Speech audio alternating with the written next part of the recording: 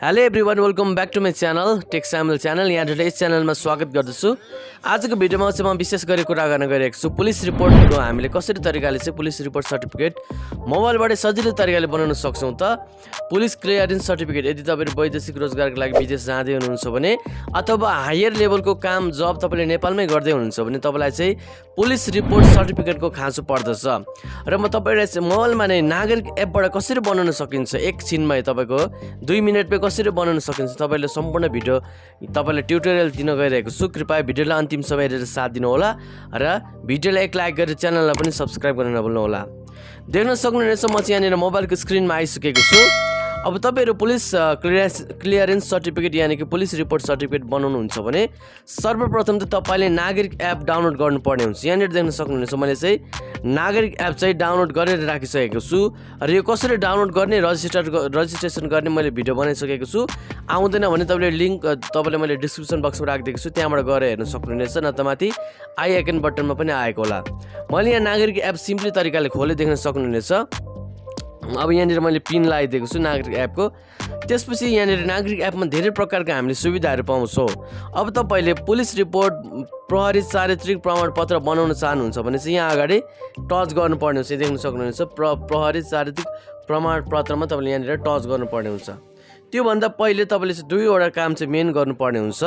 सर्वप्रथम त तपाईले यो एप खोलिसकेपछि नाम नम्बर हैन फोटो सोटो राखेर तपाईले नागरिकता जोइन गर्नुपर्ने हुन्छ। यहाँ देख्न सक्नुहुनेछ पहिला तपाईले नागरिकता जोइन गर्नुपर्ने हुन्छ। यहाँनिर मैले नागरिकता मेरो जोइन गरिसकेको छु। यसो नागरिकता नम्बर हाल्दिएपछि जोइन भइ नै हाल्छ, यो तपाईको खासै गाह्रो छैन।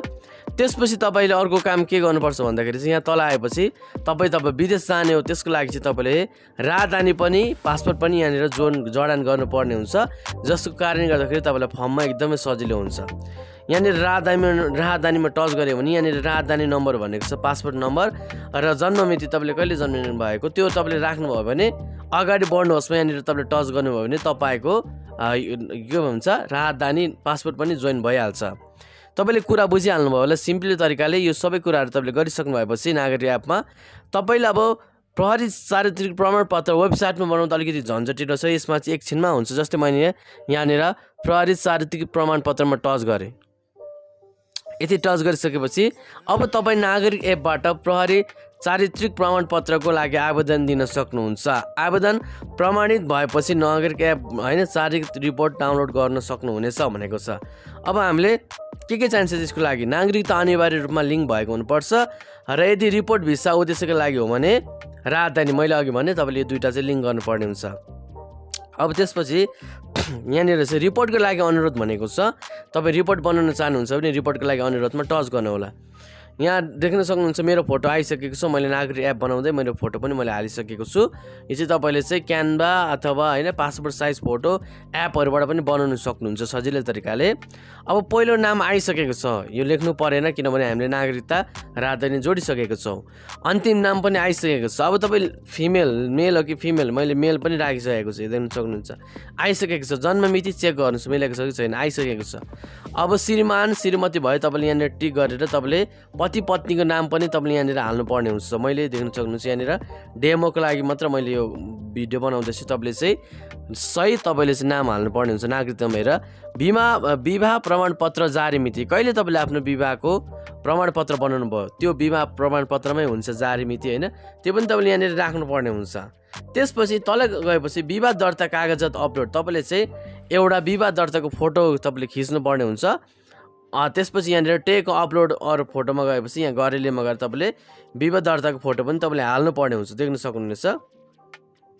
यति गरिसकेपछि तल छैन भने तपाईले नगर्दा पनि हुन्छ। यसलाई अनटिक गरेर श्रीमान श्रीमती छैन भने अनटिक पनि गर्न सक्नुहुनेछ। त्यसपछि तपाईले चाहिँ यहाँनिर चाहिँ आफ्नो बुवाको नाम लेख्नु पर्ने हुन्छ। यहाँनिर आफ्नो बुवाको नाम इङ्ग्लिसबाटै लेखिदिनु होला। त्यसपछि यहाँनिर तपाईको आमाको नाम पनि पुरा नागरिकतामा जे छ त्यही तपाईले यहाँनिर लेख्नुपर्ने हुन्छ।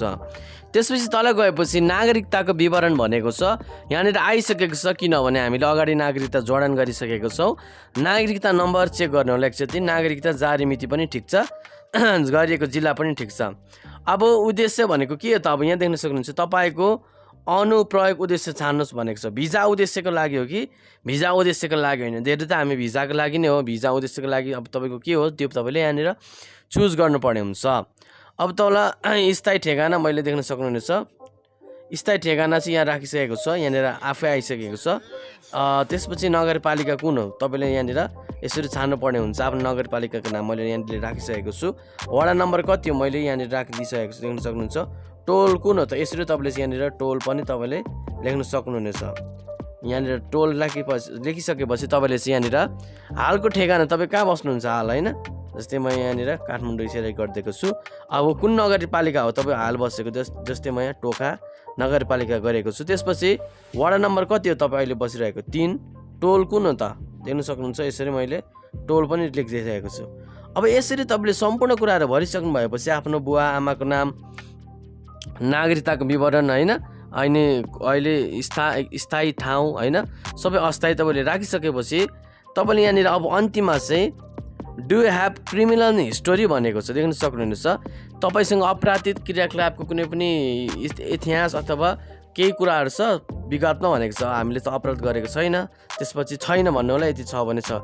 तपाईँले यदि 6मा टिक गर्नुभयो भने तपाईँको पुलिस क्लियरेन्स सर्टिफिकेट चाहिँ बनिँदैन। तपाईँले 6मा गरेपछि तपाईँले अगाडि बढ्नुहोस्मा तपाईँले टच गर्नुभयो भने त्यहाँनिर चाहिँ तपाईँको एकचोटि फर्म सरेर फेरि पनि खुलेर आउँछ र त्यो फर्म खुलेर आइसकेपछि तपाईँले चाहिँ फेरि त्यहाँनिर तपाईँले एप्लाई गर्नुपर्ने हुन्छ र एप्लाई गरिसकेपछि तपाईँको चाहिँ लगभग 2-3 दिनभित्र तपाईँको यहीँ तपाईँले चाहिँ फेरि पनि यहाँनिर तपाईँले चाहिँ नागरिक एपमा आइसकेपछि फेरि पनि तपाईँले यहाँनिर चाहिँ फेरि पनि यहाँनिर प्रहरी चारित्रिक प्रमाणपत्रमा आउनु भने तपाईँले त्यहाँनिर डाउनलोड गर्ने अप्सन भेट्नुहुन्छ अथवा इमेलमा पनि भेट्न सक्नुहुनेछ।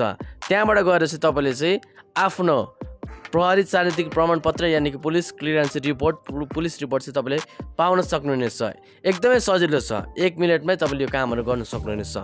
हस् त आजले यति नै थियो। भिडियो मन पऱ्यो भने भिडियोलाई एक लाइक गर्न नभुल्नु होला, साथै च्यानललाई पनि सब्सक्राइब गर्न नभुल्नु होला। र यदि तपाईँले चाहिँ यो प्रहरी चारित्रिक प्रमाणपत्र पाउनुभयो भने यतिले मात्र काम पुग्दैन, तपाईँलाई पुलिसको कन्सुलर अफिसबाट चाहिँ तपाईँले छाप पनि हाल्नुपर्छ 500 रुपियाँ तिरेर, त्यो पनि अनलाइनबाट गर्न सक्नुहुनेछ। यो सबै कुराहरू म तपाईँलाई भिडियोहरू ल्याउने नै छु। आजलाई यति नै, धन्यवाद, बिदा पाऊँ। जय नेपाल।